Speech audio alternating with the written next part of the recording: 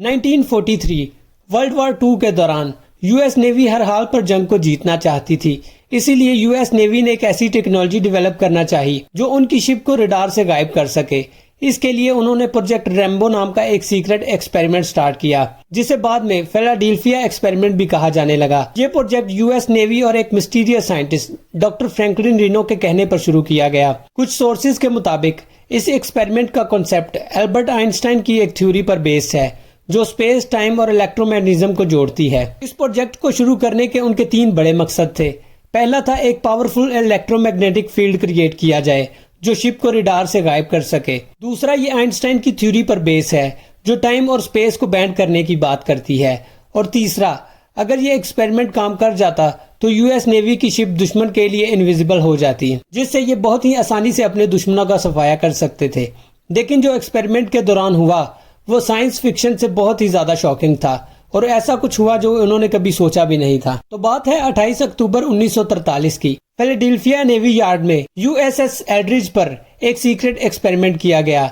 जब high powered electromagnetism field active किया गया तब जो हुआ वो किसी ने कभी सोचा भी नहीं था। कुछ गवाहों का कहना है कि पानी के अंदर एक ग्रीन और ब्लू लाइट चमकने लगी और एक स्ट्रेंज फॉग शिप के इर्द गिर्द अपीयर हुई। शिप धीरे धीरे इनविजिबल होने लगा। कुछ ही सेकंड के अंदर यूएसएस एल्ड्रिज पूरी तरह गायब हो गया। लेकिन ये सिर्फ एक शुरुआत थी। कुछ गवाहों का कहना है कि यूएसएस एल्ड्रिज सिर्फ इनविजिबल ही नहीं हुआ बल्कि एक और जगह भी दिखाई दिया गया। कुछ लोगों का कहना है कि ये शिप फिलाडेल्फिया से एकदम ही नॉर्फोल्क वर्जीनिया पोर्ट में जा पहुंचा और फिर 10 से 15 सेकंड में ये दोबारा फिलाडेल्फिया में वापस आ गया। यानी ये सिर्फ एक रडार क्लॉकिंग एक्सपेरिमेंट नहीं था, ये एक टेलीपोर्टेशन एक्सपेरिमेंट बन चुका था। अब सवाल ये उठता है, यूएसएस एल्ड्रिज सिर्फ स्पेस में टेलीपोर्ट हुआ था या टाइम ट्रेवल भी कर चुका था? वो शिप तो वापस आ गया लेकिन क्रू मेंबर के साथ जो हुआ वो और भी ज्यादा शॉकिंग था।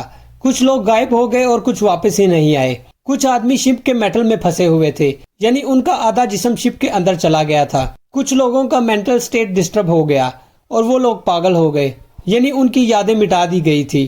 कुछ आदमी बरसों बाद भी डिसअपीयर होते रहे और वापस आते रहे। ये सब इस बात का इंडिकेशन था कि यूएसएस एल्ड्रिज सिर्फ एक जगह से दूसरी जगह नहीं गया बल्कि स्पेस और टाइम दोनों बैंड हुए।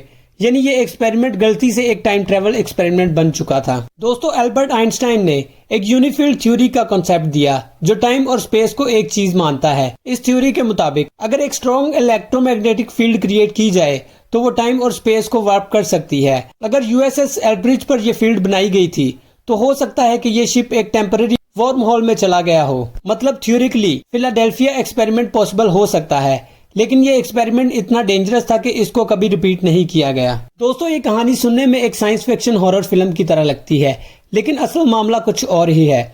यूएस नेवी ने फिलाडेल्फिया एक्सपेरिमेंट की तमाम बातों को रिजेक्ट कर दिया है और कहा है कि ये सिर्फ एक अर्बान लेजेंड है। यूएसएस एल्ड्रिज के ऑफिशियल रिकॉर्ड के मुताबिक ये शिप कभी भी फिलाडेल्फिया में उस वक्त मौजूद नहीं थी। ये भी कहा जाता है कि कैरल एलन, जिन्होंने ये कहानी सबसे पहले लिखी थी, वो कॉन्स्पिरेसी थ्योरिस्ट थे और उनकी बातें किसी भी सॉलिड प्रूफ पर मबनी नहीं हुई। साइंस के मुताबिक इलेक्ट्रोमैग्नेटिक फील्ड किसी भी ऑब्जेक्ट को इनविजिबल नहीं बना सकती और ना ही टेलीपोर्टेशन का कोई प्रूवन तरीका मौजूद है। ये तमाम कहानियां सिर्फ एक साइंस फिक्शन और अर्बान लेजेंड का हिस्सा हैं। अब सवाल ये उठता है कि अगर ये कहानी झूठी थी तो आखिर ये इतनी मशहूर क्यों हुई? इसका जवाब है कॉन्स्पिरेसी थ्योरीज और साइंस फिक्शन कल्चर। 1955 में एक book the case of the UFO ने इस कहानी को और भी बढ़ावा दिया और इसके बाद ये मिस्ट्री कॉन्स्पिरेसी थ्योरीज के बीच और भी बढ़ती गई। लेकिन फिर भी कुछ लोग मानते हैं कि ये एक्सपेरिमेंट सच था और यूएस गवर्नमेंट इसे छुपाने की कोशिश कर रही है। तो दोस्तों, यूएसएस एल्ड्रिज और फिलाडेल्फिया एक्सपेरिमेंट की कहानी एक अर्बान लेजेंड है या एक छुपा हुआ मिलिट्री सीक्रेट? साइंस हमें बताती है कि ये सब सिर्फ अफसाना है, लेकिन कॉन्स्पिरेसी थ्योरीज इसे मजीद पुरस्कार बनाती हैं। आपका इसके बारे में क्या ख्याल है? क्या ये सच हो सकता है या सिर्फ एक फिक्शनल कहानी है? हमें कमेंट में जरूर बताइएगा और अगर वीडियो पसंद आए तो इसे लाइक और शेयर जरूर करिएगा और जाते जाते हमारे चैनल को भी सब्सक्राइब जरूर करना।